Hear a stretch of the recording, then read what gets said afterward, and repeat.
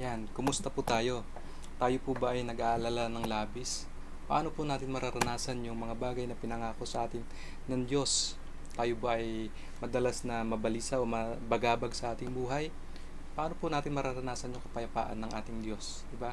So, sa ating pinag-aaralan, makikita po natin dyan yung naging tugon po ni Pedro dyan sa verse 6, di ba? Verse 6, ano po yung ginawa ni Pedro? Nang gabing si Pedro ay malapit nang ilabas ni Herodes, natutulog siya sa pagitan ng dalawang kawal. So makikita natin dito na alam niya na ihaharap siya sa mga Hudyo at siya ay papatayin din katulad ni Santiago. Nakakatulog pa siya, 'di ba?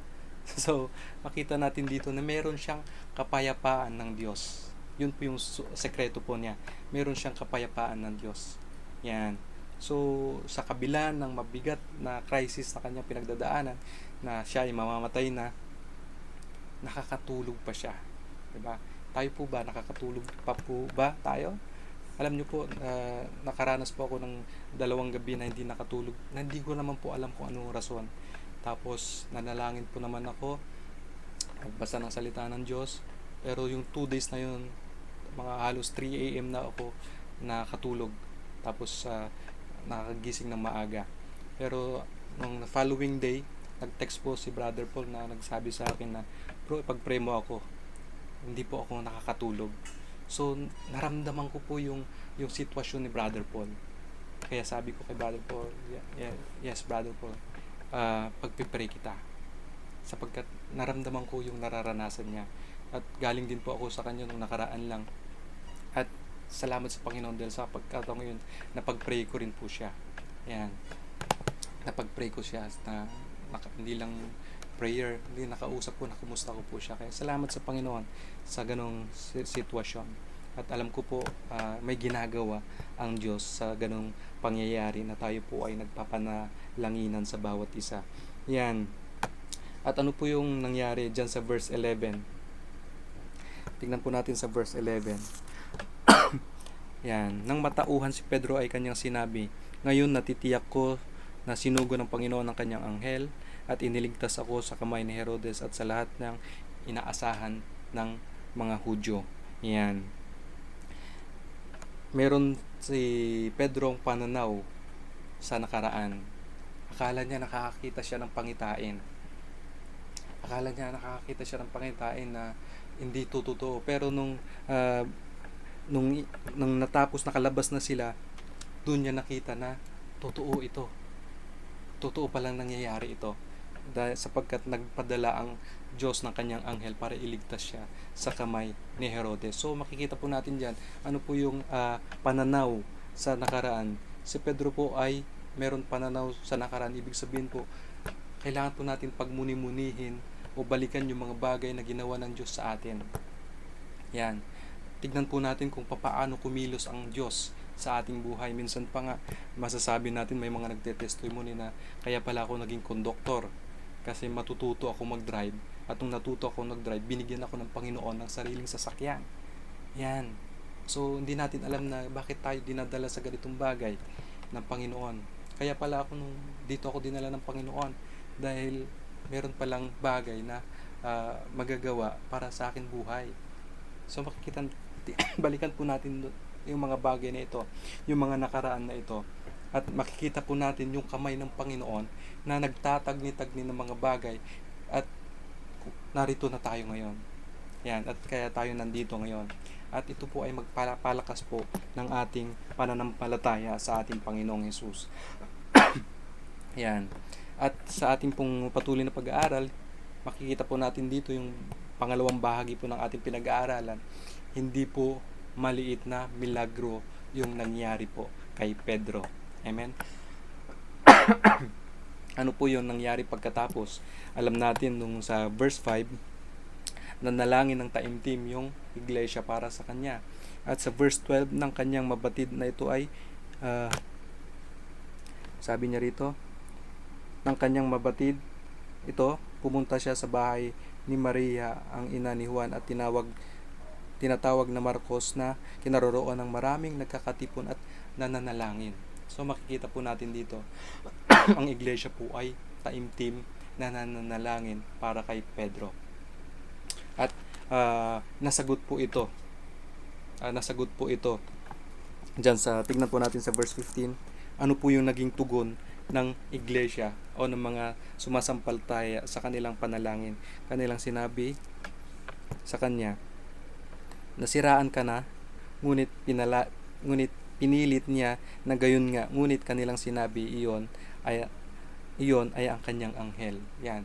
So makikita natin dito nung kumakatok si Pedro dun sa pintuan, meron katulong na ang pangalan ay Roda, na natunugan niya na si Pedro yon. Imbis na buksan niya, pumunta siya sa mga mananampalataya na nagkakatipon at sinabi niya na si Pedro ay nakatayo dun sa pintuan, labas ng pintuan. So ano yung naging tugon nila? Sinabihan siya na nasisiraan ka na. 'Di ba? Ngunit ipinilit ni Roda na hindi nga si Pedro 'yon. At sinabi nila, 'yon ay ang kanyang anghel. So makikita po natin diyan na meron tayong mga bagay na pinapanalangin pero iba yung attitude natin o yung expectation natin sa mga pinapanalangin po natin. Katulad sa ating sitwasyon na pinapanalangin natin, matuldukan na itong pandemic. Pero yung attitude natin, pag ibinigay ba ng Panginoon, maniniwala ka ba? Katulad ng mga mananampalatayang ito. Diba? Meron silang tugon na hindi dapat itugon dun sa kanilang inaasahan kasagutan ng kanilang mga panalangin. Na ito ay nagpapakita ng kawalang pananampalataya. Yan. Kumusta na po yung asal po natin at inaasahan po natin sa ating mga panalangin? Matutulad po ba tayo sa mga mananampalataya dito na pag tinugon ng Panginoon hindi tayo maniniwala? Diba? So nakakalungkot, kailangan pong itong iwasto. Kailangan po natin iwasto itong kakulangan ng pananampalataya. Ano po yung dapat natin gawin? Magdasal po ng taimtim, magdasal na may pag-asa. Magdasal na may pag-asa dito sa ating puso at hayaan na ang banal na Espiritu ang bumago sa ating isipan at ugali upang umayon sa kanyang kagustuhan. Kadalasan, nais nating gawin ng Diyos ang mga bagay sa paraan natin sa halip na sabihin natin sa Diyos na ipakita sa atin kung ano ang gusto niya at iakma ang ating mga sarili sa kanyang paraan. So makikita po natin dito na kung tayo po ay mananalangin at tayo po ay tutugunin ng Panginoon, alalahanin po lagi natin na tayo po ay dapat pagpasalamat sa ating Diyos. Amen? So makikita po natin dito, tayo po ay taimtim mananalangin at tayo po ay mananalangin na may pag-asa sa ating puso. At asahan po natin, expect po natin na ang Diyos po ay gagawa. Amen? Sapagkat gawin po natin yung part natin. Manalangin tayo, ingatan natin po ang ating sarili, huwag po tayong magpabaya sa ating sarili, ingatan po natin yan.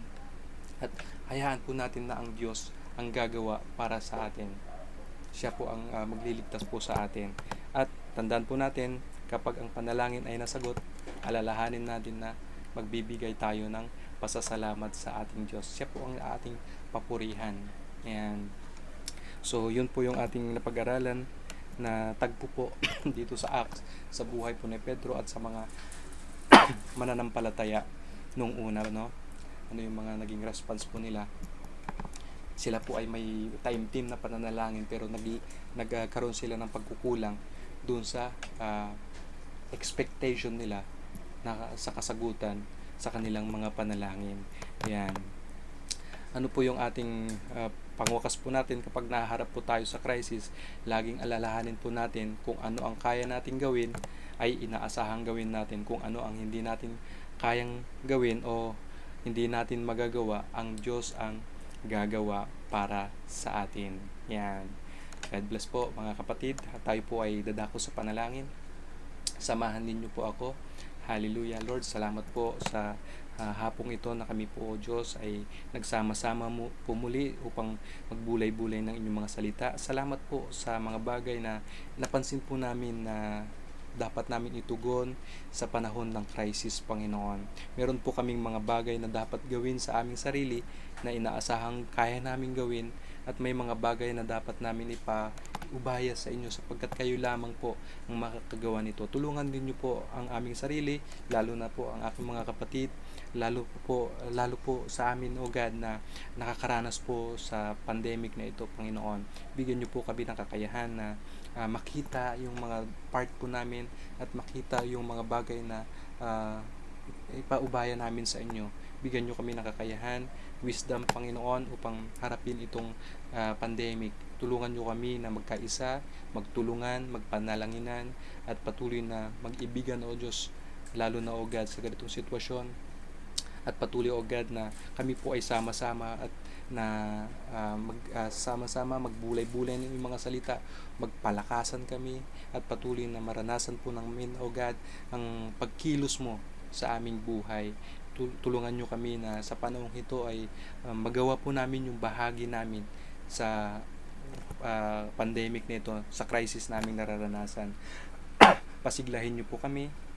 Bless mo po, O God, ang aming mga liderato sa aming iglesia at sa lahat ng kapastoran po, Panginoon, sa aming bansa at sa buong mundo, O God. Palakasin mo po ang mga liderato ng aming iglesia na sila po ay aming mga frontliners sa aming spiritual na buhay. Pagpalain mo po, O God, lalo na ang mga mananampalataya, Panginoon. Bigyan mo sila, enable mo po, O God, ang mga mananampalataya na magtiwala sa inyo, manalangin, taimtim, at patuloy na umaasang kayo po ang dakilang Diyos, ang mapagpalan ninyong kamay ang siyang tutugon sa sitwasyon ng bawat isa. Alam po namin na iba-iba kami ng sitwasyon sa buhay, iba-iba kami ng nararanasan, iba-iba yung level ng pagtugon po namin sa ganitong crisis. Kaya Lord, wala pong imposible sa inyo.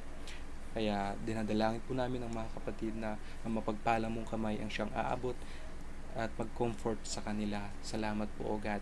Tulungan niyo po ang iglesia, Panginoon, na ito yung panahon na magkaisa kami, magtulungan, magdamayan. Kaya Lord, salamat po. Sa iyo po ang kapurihan, ang pasasalamat, ang kaluwalhatian magpakailanman. Ito po ang aming dalangin sa pangalan ng aming Panginoong Hesus at sa pakikipisan ng banal na Espiritu. Amen and amen. Hallelujah. Salamat po, mga kapatid. I do believe na pinagpala po tayo sa ating napagbulay-bulayan, at patuloy na hanggang po sa muli tayo po ay muling magbulay-bulay sa kanyang mga salita, sapagkat ang salita ng Diyos ay buhay. Siya po ang nagbabago ng ating mga kaisipan upang pakita natin ang kamay ng Diyos na gumagawa para sa atin. God bless po, mga kapatid.